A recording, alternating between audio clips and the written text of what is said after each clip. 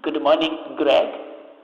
As you have tasked me with leading the effort of training employees at the Sparks of Hope and demonstrate my cultural competence to Society for New Americans, I have developed a training handout for Sparks of Hope worldwide employees.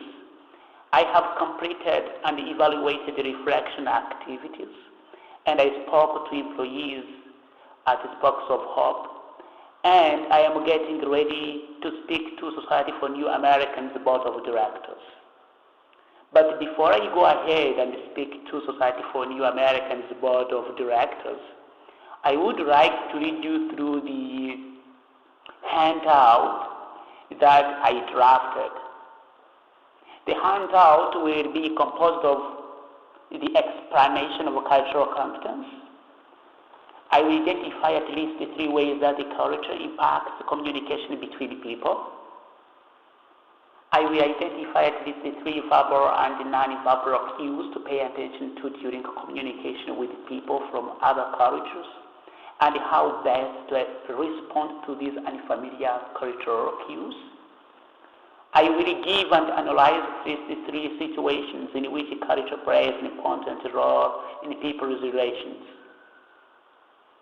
These can be hypothetical, drawn from my personal experience. Most of these examples will be personal experiences. I will explain why developing and maintaining cross-cultural relations is a useful skill. As instructed, I will use the terms in the context, like beliefs, biases, culture, cultural competence, cultural relativism, cultural universals, ethnocentrism, globalization, norms, society, and values. Please kindly allow me to proceed with the details. What is cultural competence? Cultural competence is a set of agreed upon behaviors, attitudes, and policies that come together among professionals and enable them to work effectively in cross-cultural situations. This is what we need at the Sparks of Hope worldwide for us to settle down concerns about misunderstandings of the Society for New Americans employees and clients as they come from different backgrounds and have got different cultural perspectives. Dear Greg, there are 3 ways that culture impacts communication between people, and these ways can also impact communication between the people that will be at the Society for New Americans. Culture might impact the communication between the people at the Society for New Americans in several ways. This is because what is customary in one country could be considered extremely rude in another country. People at the Society for New Americans need to be aware of the other person's culture as far as the communication is concerned. This is different when we speak of how American students ask questions and how Chinese students find it rude. It is different. When these students from different fields of life, China versus United States of America, are in the same class, students from US find it appropriate to ask questions. They learn by asking questions. But for Chinese, they first of all pay attention to what the teacher is saying and do not find it appropriate to ask questions. This is an example of one way that the culture impacts communication between people, and this is an example I will have to talk about when I will be talking to Society for New Americans Board of Directors. Speaking of the etiquette, negotiations and even contracts are a few of the business practices that are influenced by culture. In some countries, contracts are a sign of distrust. Giving or receiving a business card or any other gift from or from a Chinese requires both hands. and it requires a careful look at it before keeping it. When I receive a business card from a Chinese, I am supposed to first of all receive it by both hands and set my eyes on it before keeping it, which is different as far as American culture is concerned. You can receive it with either hand and keep it, and you can go back to it at a later time. The Americans do not like a close approach. When you meet an American, you can say hello, but you cannot shake their hands at the very start of your meeting or acquaintances, which is different for Africans. In the Africa, the intimacy is proved through attachment, keeping a very small distance between yourselves. The same thing for Asians. Asians do prove their intimacy when drawing closer to each other. Dear Greg, there are three verbal or non-verbal cues to pay attention to that I will describe as a society for new Americans.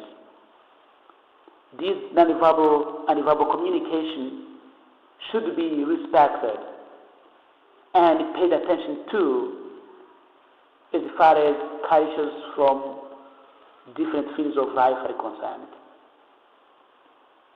For us to have a conducive environment where everybody feels comfortable, we will have to pay attention to what we say depending on who we are speaking to. When a director is speaking to an American, it is a carefree device to look into their eyes. Keeping an eye contact in the face of the person speaking or spoken to shows interest and sense of humor. That is an American culture. But for Africans, when speaking to another person, it is disrespectful to set eyes into theirs.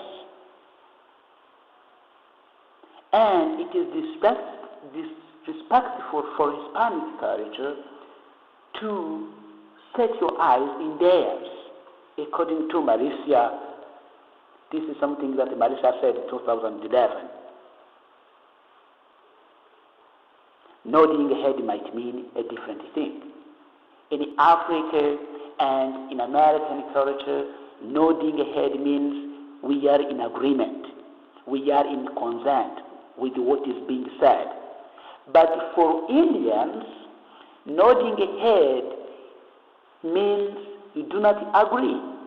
And shaking a head means you agree.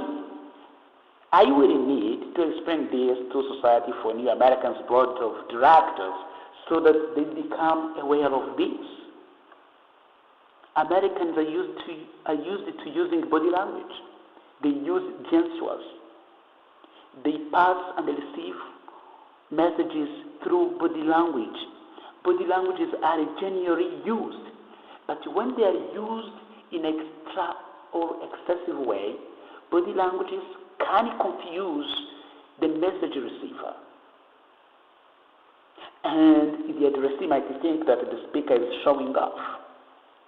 I will need to point out this when speaking to Society for New Americans Board Directors.